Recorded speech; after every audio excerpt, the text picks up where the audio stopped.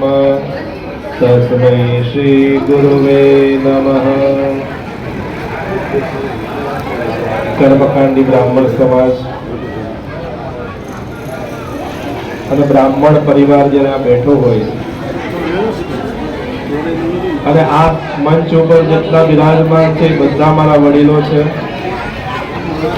આમ તો મારે આ લોકોને કંઈ કહેવાનું નહીં, પણ છતાંય મને માઇક આપ્યું છે કે બે શબ્દ પણ કહેવા પડે। અને આંબાના વૃક્ષની અંદર અત્યારની સિઝન છે એ આંબાની છે, તો આંબાના વૃક્ષની અંદર અમુક ફળો જે છે એ મીઠા હોય, અમુક ફળો છે એ ખાટા હોય। તો સ્વાભાવિક છે કે અત્યારે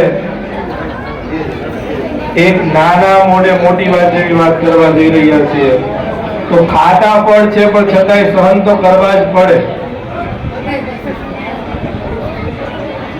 તો એમ સમજો કે અત્યારે મારી વાત કરાતી ખાટી લાગે, બીજા તો બધા જે બેઠા છે મંચ ઉપર એ બધા મીઠા ફળો છે। પણ બટુકોને જ્યારે આ યજ્ઞ પવિત્ર સંસ્કાર જ્યારે સમૂહમાં થઈ રહ્યા છે, ઘણી વખત ઘણા લોકોને એમ લાગે કે ભાઈ સમૂહમાં જનોય દેવી કે સમૂહમાં લગ્ન કરવા। ઘણા લોકો અચકાય છે કે અમારે સમૂહમાં કેમ કરવું। સૌથી પહેલા વહેલા સમૂહ લગ્નની શરૂઆત સાંડિલ્ય ઋષિએ કરેલી હતી, સૌથી પહેલા વહેલા।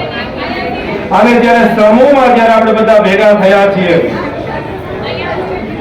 આ સમૂહની અંદર જ્યારે આપણે ભેગા થયા છીએ અને આપણે બધા સાથે છીએ એટલે એકબીજાનો પરિચય થાય, એકબીજાને આપણે મળી શકીએ। અને જેના અન્ન ભેગા એના મન ભેગા, એટલા માટે આ સમૂહ છે।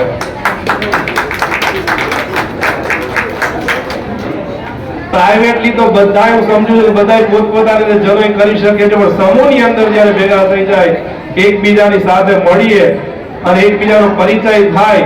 અને બ્રાહ્મણ સમાજને એક જ મારી નમ્ર નિવેદન કયો, અપીલ કયો કે વિનંતી કયો, એકબીજાના પગ ખેંચો ને એના કરતા ભેગા રહેતા થાવ। બસ આટલું ખાલી કરો કે બ્રાહ્મણ હંમેશા આગળ છે।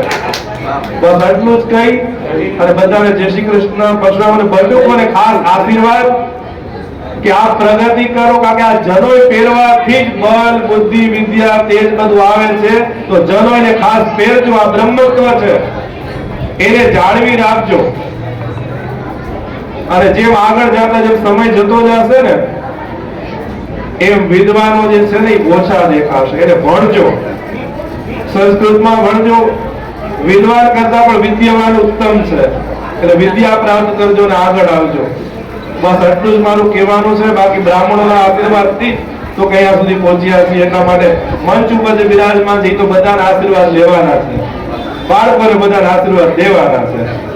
એટલા માટે બધાને જય જય પરશુરામ, જય શ્રી કૃષ્ણ, જય દ્વારિકાધીશ, નમઃ પાર્વતી પતય, હર હર મહાદેવ।